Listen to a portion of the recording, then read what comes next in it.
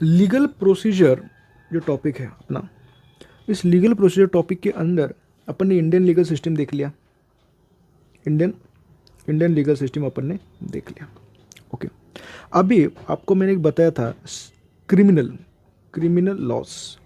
Okay, criminal laws में मैंने आपको बताया था बीएनएस, बीएनएसएस, बीएसए, इन सबको अपने को डिस्क्राइब करना है, मतलब डिटेल में समझना है। इन्हें कहा जाता है रिलीवेंट स्टैट्यूट लॉज, क्योंकि इंडियन पार्लियामेंट में ये लॉ बनाए गए, प्रेसिडेंट ने इनको एसेट किया एंड गैजेट में ये लिखे जा चुके हैं। Okay, so is called as statute laws. उनमें बी एन एस 2023 ये ऐसा लॉ है जिस पे क्वेश्चन आना अनिवार्य है, आएगा ही आएगा। आपके पेपर में आपको एल क्यों आ सकता है, ऐसे क्यों आ सकता है, या फिर आपको वाइवा में पूछा जा सकता है, क्योंकि it is very much relatable. आप समझ रहे हो 2023 मतलब अभी अगर 2026 चल रहा है तो 3 साल, सिर्फ 3 साल, ये इट इज़ वेरी लेटेस्ट। इस पे क्वेश्चन आपके पीजी एग्ज़ाम में क्वेश्चन आना, या फिर आपके जो यूनिवर्सिटी एग्ज़ाम है उसमें क्वेश्चन आना, आपकी इंटरनल्स पे क्वेश्चन आना, या फिर आपको वाइवा में पूछा जाना, होना ही होना है, ऐसा होगा ही। इसलिए आपको ये समझना है। The topic is relevant statute laws. Relevant statute laws, these are use to deal with criminal cases. Criminal cases में इनको यूज़ किया जाता है। देखो नाम क्या है, नाम में सब दिया है, भारतीय न्याय संहिता। इट इज संहिता, भारतीय न्याय संहिता 2023। याद रखना, भारतीय न्याय संहिता, संहिता एक्ट रिप्लेस्ड, इसने किसको रिप्लेस किया है? Indian penal code. Replaced Indian penal code, इसने रिप्लेस किया है इंडियन पिनल कोड को। याद रखना, person guilty for some crime liable to punishment under this Samhita.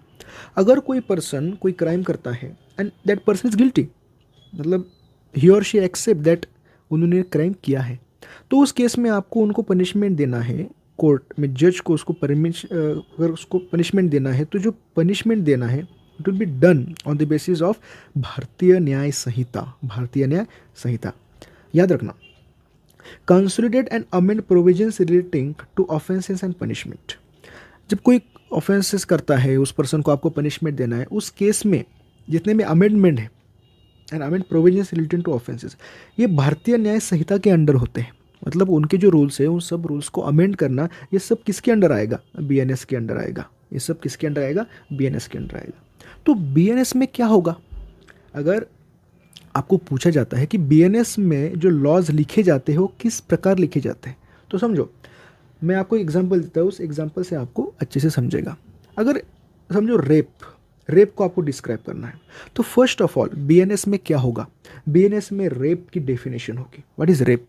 Rape की डेफिनेशन होगी, एंड फिर बाद में रेप की पनिशमेंट होगी। फर्स्ट ऑफ ऑल होगी डेफिनेशन, ऑफेंस की डेफिनेशन होगी, एंड उसके बाद में होगी पनिशमेंट। अभी समझो, रेप को अगर आप डिफाइन करोगे तो rape is defined under section 63 of BNS 2023, and punishment of rape is given under section 64, 65 and other subsections under BNS 2023. Section 64, section 65, subsection BNS 2023। याद रखना, BNS का यूज़ कैसे होगा, मतलब BNS में जो प्रोसीजर कैसे है, समझो। Police use to register an offence against the offender and accordingly prosecuted in the court.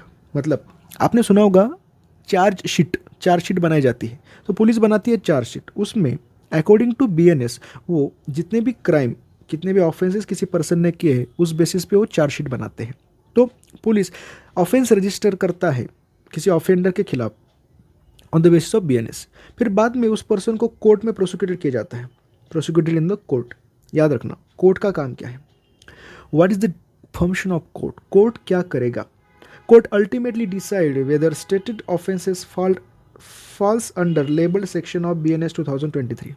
Police ने जितने भी BNS के कलम किसी पर्सन में लगाए हैं, चार्जशीट में लिखे हैं, उस बेसिस पे कोर्ट उसको स्टडी करेगा।